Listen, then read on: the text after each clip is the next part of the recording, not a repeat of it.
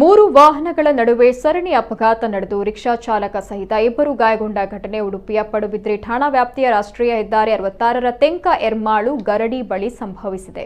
ತೆಂಕ ಎರ್ಮಾಳು ಗರಡಿ ಬಳಿ ಪಡುಬಿದ್ರಿಯತ್ತ ಚಲಿಸ್ತಾ ಇದ್ದ ಆಟೋ ರಿಕ್ಷಾಕ್ಕೆ ಉಡುಪಿಯಿಂದ ಮಂಗಳೂರು ಕಡೆಗೆ ಹೋಗ್ತಾ ಇದ್ದ ಫೋರ್ಡ್ ಕಾರು ಡಿಕ್ಕಿಯಾಗಿದೆ. ಪರಿಣಾಮ ರಿಕ್ಷಾ ಕಮರಿಗೆ ಉರುಳಿದೆ. ಈ ಸಂದರ್ಭ ಅದೇ ದಾರಿಯಾಗಿ ಮಂಗಳೂರಿನತ್ತ ಚಲಿಸ್ತಾ ಇದ್ದ ಮತ್ತೊಂದು ಕಾರು ಅಪಘಾತಕ್ಕೀಡಾದ ಕಾರಿಗೆ ಡಿಕ್ಕಿ ಹೊಡೆದಿದೆ. ಅಪಘಾತದ ತೀವ್ರತೆಗೆ ಮೂರು ವಾಹನಗಳು ನಜ್ಜುಗುಜ್ಜಾಗಿದೆ. ಘಟನೆಯಲ್ಲಿ ರಿಕ್ಷಾ ಚಾಲಕ ಮುಲ್ಕಿ ನಿವಾಸಿ ರಾಜೇಶ್ ಸಹಿತ ಇಬ್ಬರು ಪ್ರಯಾಣಿಕರು ಗಾಯಗೊಂಡಿದ್ದು, ಮೂರು ವಾಹನ ಜಖಂಗೊಂಡಿದ್ದು ಗಾಯಾಳುಗಳನ್ನು ಸ್ಥಳೀಯ ಆಸ್ಪತ್ರೆಗೆ ಸಾಗಿಸಲಾಗಿದೆ. ಇನ್ನು ಘಟನಾ ಸ್ಥಳಕ್ಕೆ ಪಡುಬಿದ್ರಿ ಪೊಲೀಸರು ಭೇಟಿ ನೀಡಿದ್ದು ತನಿಖೆಯನ್ನು ನಡೆಸುತ್ತಿದ್ದಾರೆ.